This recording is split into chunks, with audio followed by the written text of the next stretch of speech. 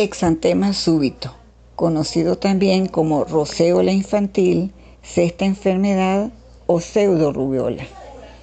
Es una enfermedad común y benigna de la infancia, caracterizada por la presencia de fiebre y exantema. Se presenta de manera esporádica, pero ocasionalmente lo puede hacer en pequeñas epidemias. La etiología de esta entidad es viral, un herpes virus humano tipo 6. 95% de los casos se presentan en menores de 3 años, más frecuentemente entre el primero y el segundo año. Es rara en menores de 3 meses. En cuanto a la clínica, tiene un periodo de incubación de 3 a 15 días. 3 a 15 días después de la exposición al contagio. El periodo prodrómico se presenta de manera abrupta, con fiebre alta, 40.5 grados Celsius. El niño está inapetente, muy irritable, lloroso y puede presentar convulsión relacionada con la fiebre. Al tercer día, máximo al quinto día, la fiebre cae y se presenta el exantema. Este exantema es de tipo máculo-papular rosado pálido. Palidece con la digitopresión. Se inicia en tronco y luego progresa a cuello, cara y extremidades, es decir, es centrífugo y dura 1 a 3 días. No hay descamación. Otras manifestaciones presentes acompañando al exantema son la otitis media serosa y linfadenopatía cervical, pero no tienen las características de la rubiola. En esta enfermedad el diagnóstico es sencillo, tomando en cuenta la edad del paciente, las características de ese periodo prodrómico de fiebre alta y gran irritabilidad en donde el niño puede hasta convulsionar y que el exantema se hace presente al caer la fiebre. ¿Okay? Y es un exantema de corta duración. Ya dijimos que no dura más de 3 días. En cuanto al laboratorio, la hematología se puede realizar a partir del segundo día y, como todo proceso viral, reporta leucopenia con linfocitosis. Las pruebas de laboratorio específicas para confirmar el diagnóstico no están disponibles y el diagnóstico es básicamente clínico. Tienen unas manifestaciones muy evidentes. El diagnóstico diferencial lo hacemos con rubiola, sarampión y exantema por enterovirus. Ya revisamos rubiola y sarampión y vemos que las características son totalmente diferentes a las que se presentan en esta entidad. Las complicaciones son raras, son muy raras, pero por tratarse de un herpes virus puede quedar en latencia y puede reactivarse en caso de inmunosupresión del paciente. El tratamiento es sintomático durante el periodo febril. No necesita del uso de otro medicamento. El pronóstico es excelente y la recuperación completa es la regla en esta enfermedad. Eritema infeccioso o quinta enfermedad. Cursa con fiebre y exantema característico. Suele ser más frecuente en preescolares, escolares y adolescentes. Etiología: parvovirus B19, que replica solo en precursores eritrocíticos humanos. La transmisión es por contacto directo a través de secreciones respiratorias o por exposición percutánea a sangre o derivados hemáticos. Transmisión vertical existe de la madre al feto. Los pacientes son muy contagiosos antes de la aparición del exantema y es improbable que lo sean después de la aparición del mismo. Pueden presentarse casos aislados o brotes en escuelas o liceos, ya que es más frecuente en escolares y adolescentes. En cuanto a la clínica, el periodo de incubación es de 7 días. El periodo prodrómico es de 2 a 3 días, con síntomas sistémicos leves como fiebre, cefalea, náusea, diarrea y mialgias. El exantema evoluciona en 2 fases. En una primera fase está presente el signo de la bofetada, donde hay eritema intenso en las mejillas y palidez peribucal, lo que origina el nombre del signo. En una segunda fase está presente el exantema maculopapular, simétrico, reticulado, con aspecto de encaje en tronco y extremidades, más evidente en el dorso de los brazos. Este exantema dura 2 a 3 semanas y es exacerbado por el calor, la exposición al sol. Puede ser pruriginoso y no descamativo. Un 10% de los casos puede presentar artralgias o artritis. En ese caso son simétricas y compromete grandes o pequeñas articulaciones, entre ellas las interfalángicas. Portadores de anemia hemolítica que sufran eritema infeccioso pueden presentar crisis aplásica transitoria que duran 7 a 10 días. En embarazadas puede provocar hidrofetalis, retardo del crecimiento uterino, derrame pleural o pericárdico. El riesgo de óbito fetal es de 6 al 10%. No es causa comprobada de anomalías congénitas. El máximo riesgo es en la primera mitad del embarazo. El diagnóstico es básicamente clínico por las manifestaciones y exposición al contagio. En el laboratorio se demuestran anticuerpos, IgM, hasta los 2 o 4 meses posterior a la enfermedad, y los IgG permanecen altos de por vida. La prueba de ELISA detecta anticuerpos en el 90% de los pacientes durante el exantema. El tratamiento es sintomático, analgésico antipirético, el acetaminofén. Pacientes con crisis aplásica pueden requerir de transfusiones. Escarlatina es una enfermedad que cursa con fiebre, enantema y exantema. Probablemente será revisada también en la clase de estreptococcias. Tiene etiología bacteriana. Es producida por el estreptococo beta hemolítico del grupo A, actuando con la toxina eritrogénica. En cuanto a la edad, es más frecuente en escolares y adolescentes y menos frecuente en preescolares.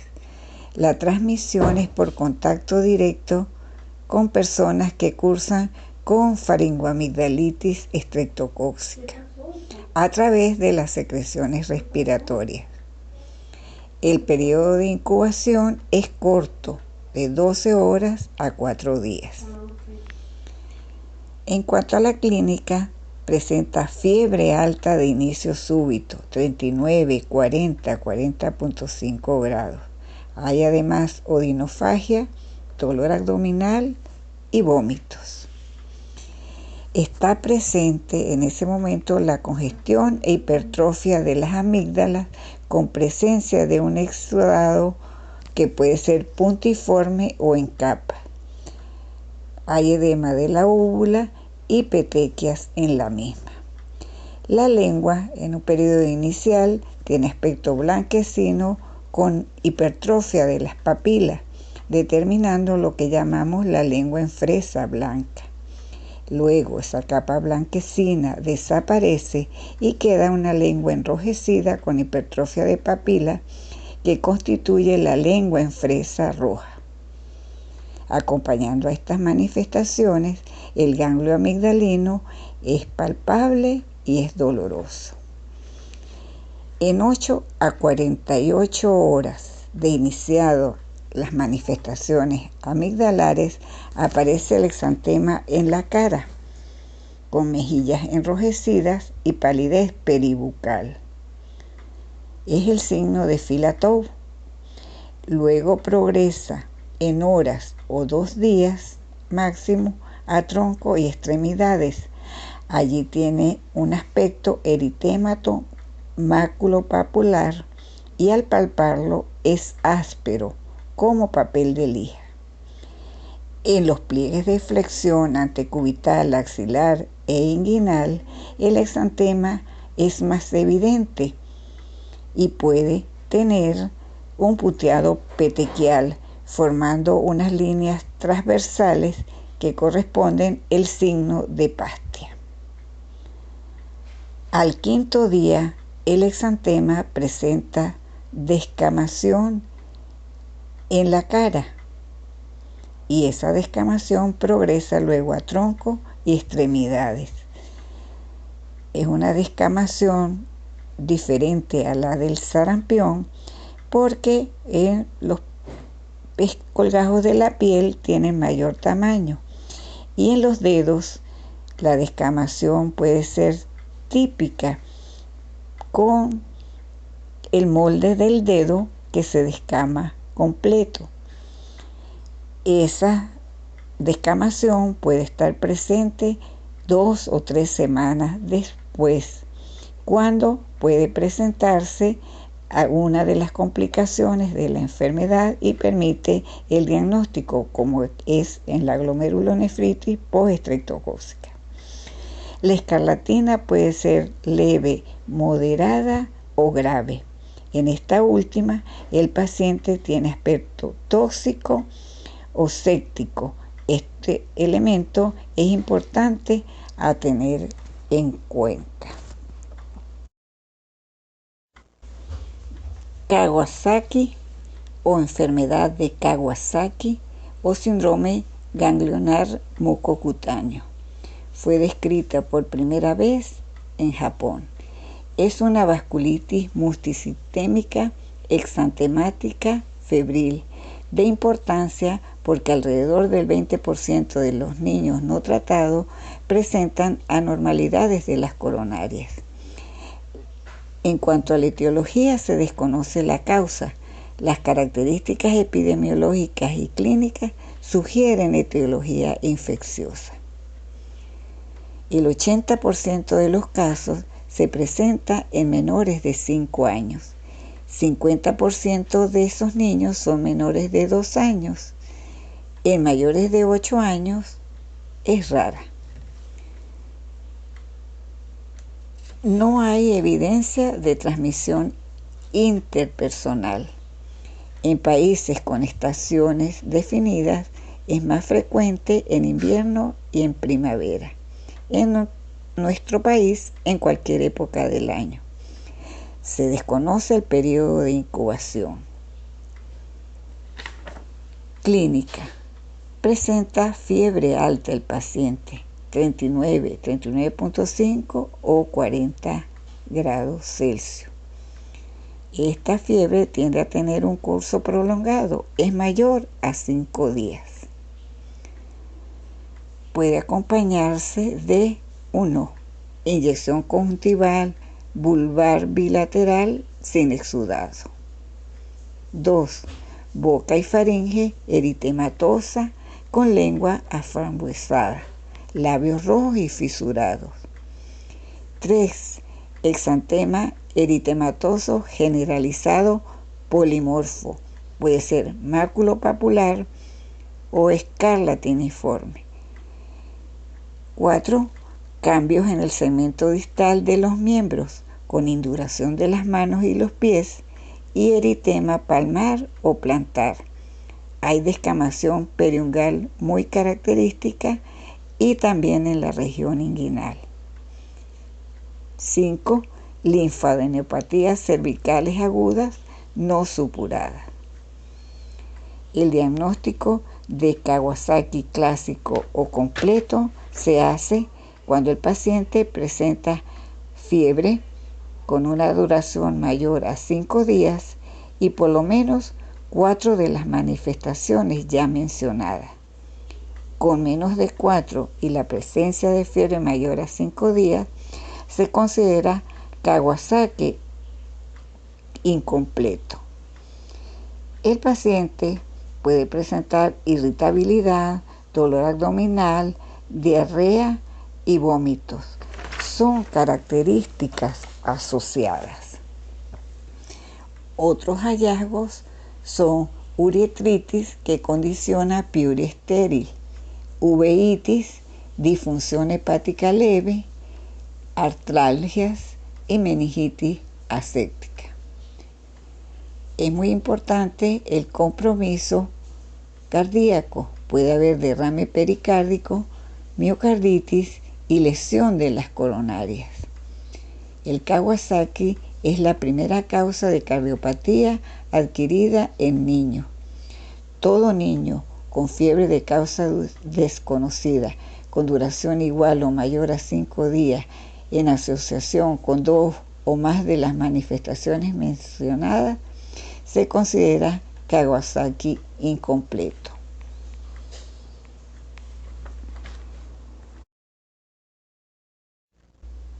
El diagnóstico de Kawasaki se establece por el cumplimiento de los criterios clínicos más el laboratorio. La velocidad de segmentación globular y la proteína C reactiva cuantitativa están elevados en las 2 primeras semanas de la enfermedad. Existe trombocitosis, un recuento de plaquetas elevado, mayor a 450.000, hasta millones se pueden reportar de plaquetas. Hay alteraciones en el líquido cefalorraquídeo compatibles con una meningitis aséptica, es decir, es un líquido claro con pleocitosis e hiperproteinorraquia.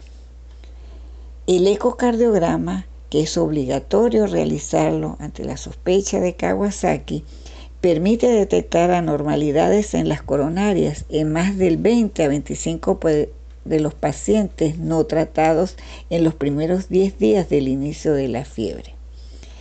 El diagnóstico diferencial de la enfermedad se establece con el sarampión, el eritema infeccioso y la escarlatina.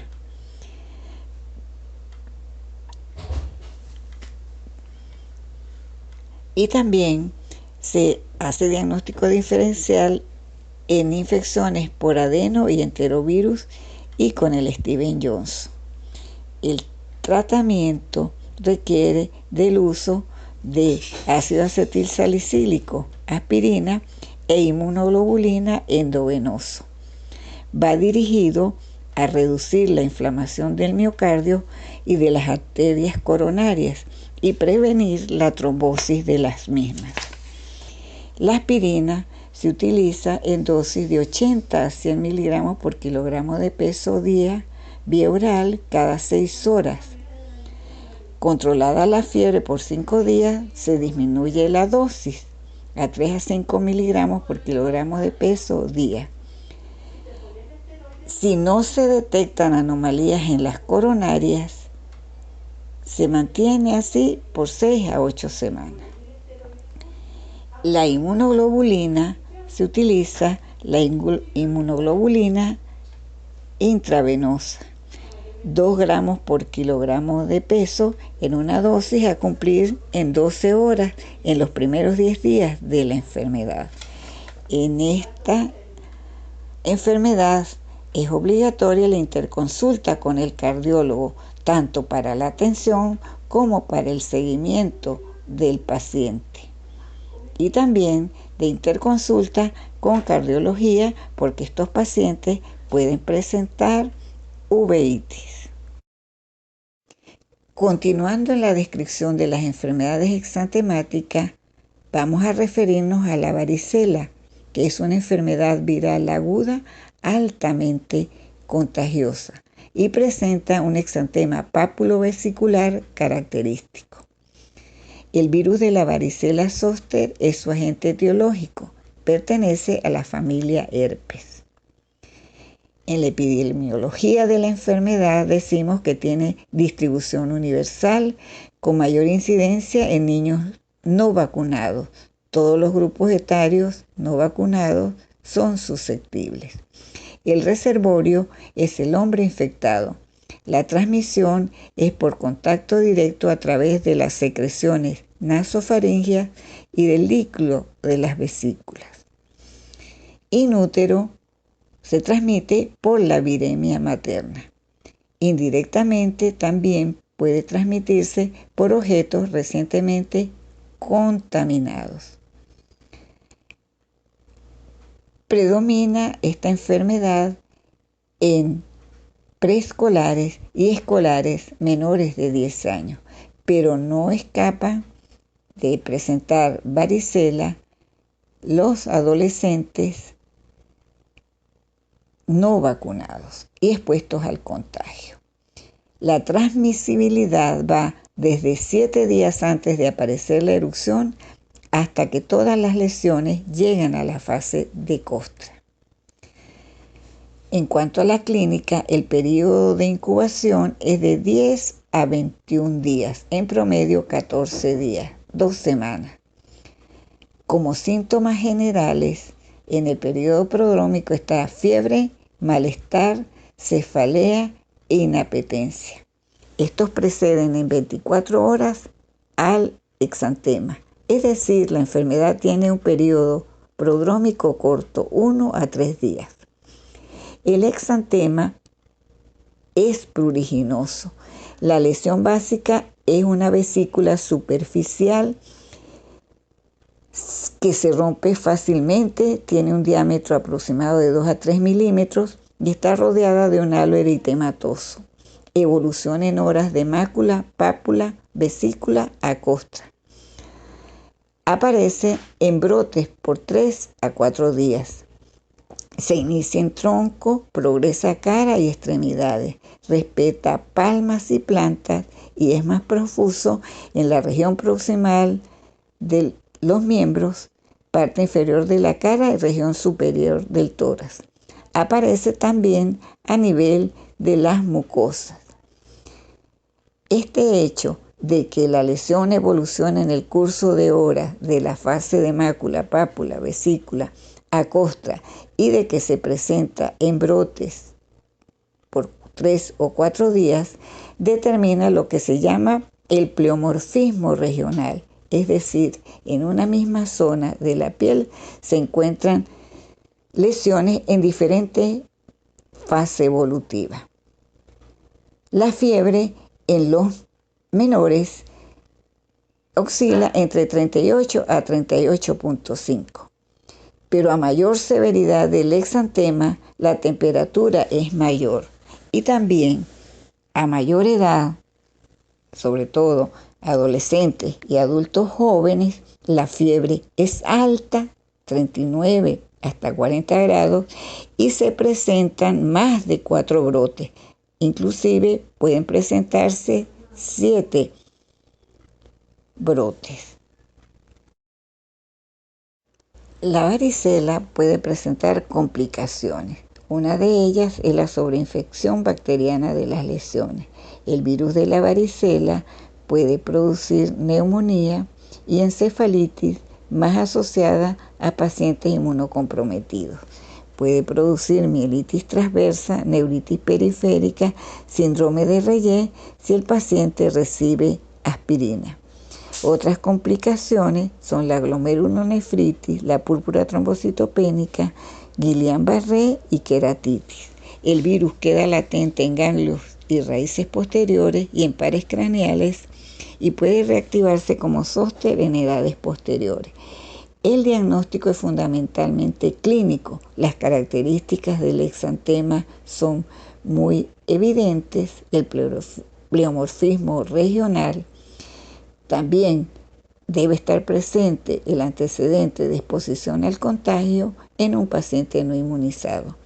El virus puede aislarse en el líquido de las vesículas, pueden demostrarse anticuerpos mediante serología específica y la prueba de ELISA. Diagnóstico diferencial lo hacemos con el impétigo, que cursa también con lesiones vesiculares y costras, pero estas tienen aspecto mielicérico, se presentan en áreas descubiertas de la piel y en regiones periorificiales alrededor de las fosas nasales y de la boca.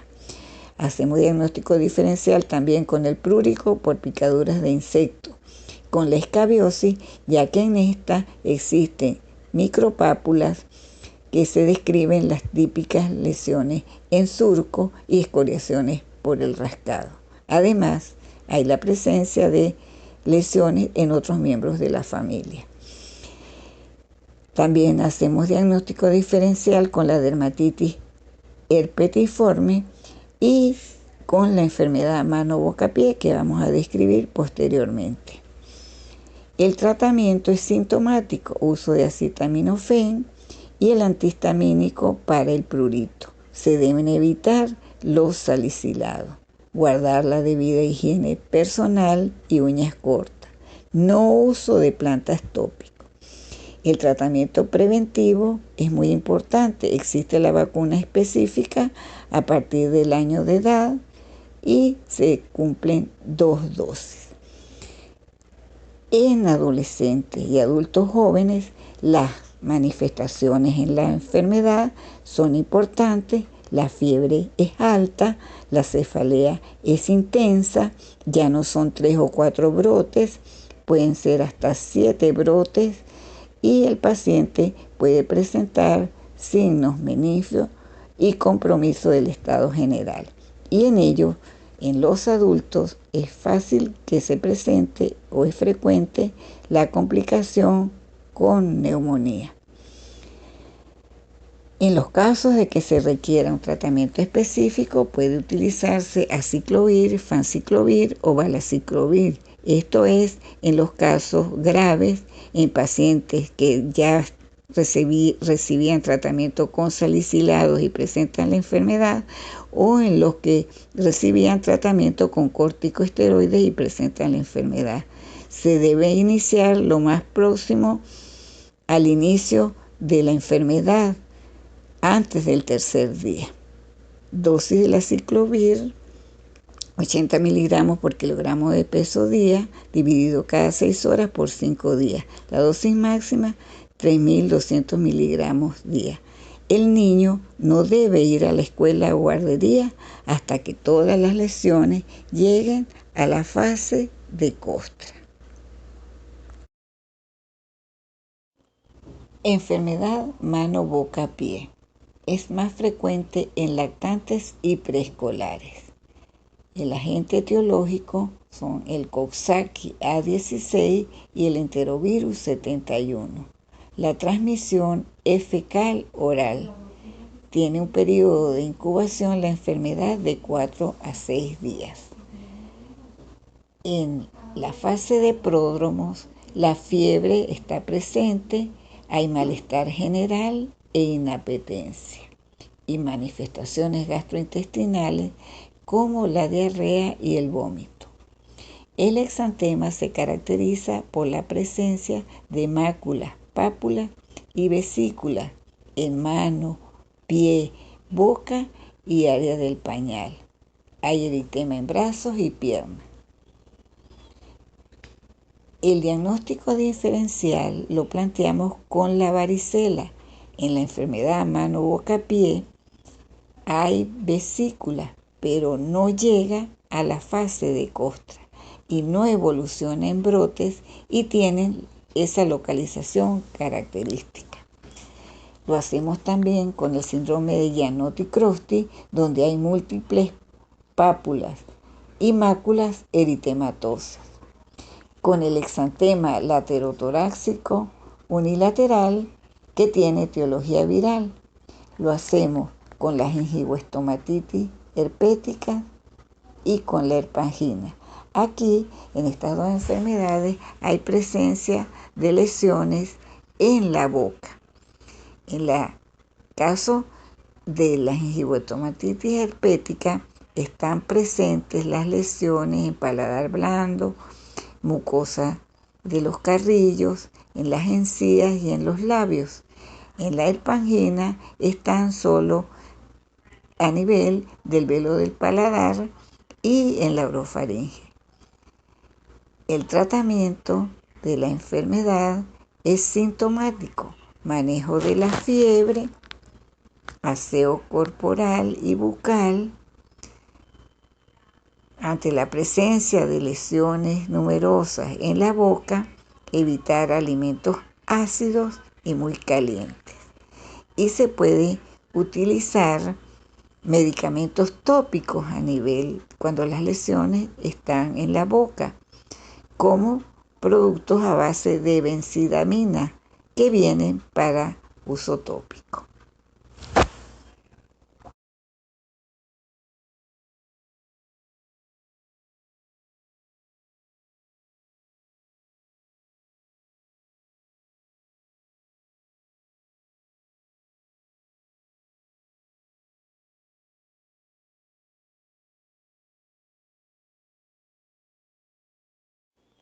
Muchas gracias por su atención.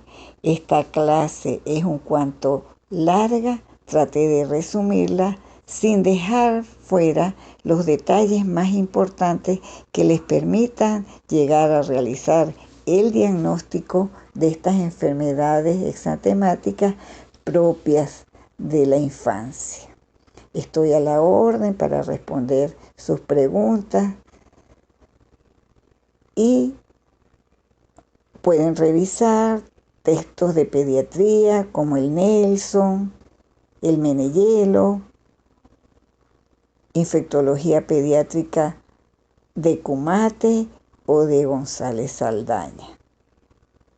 De nuevo, gracias.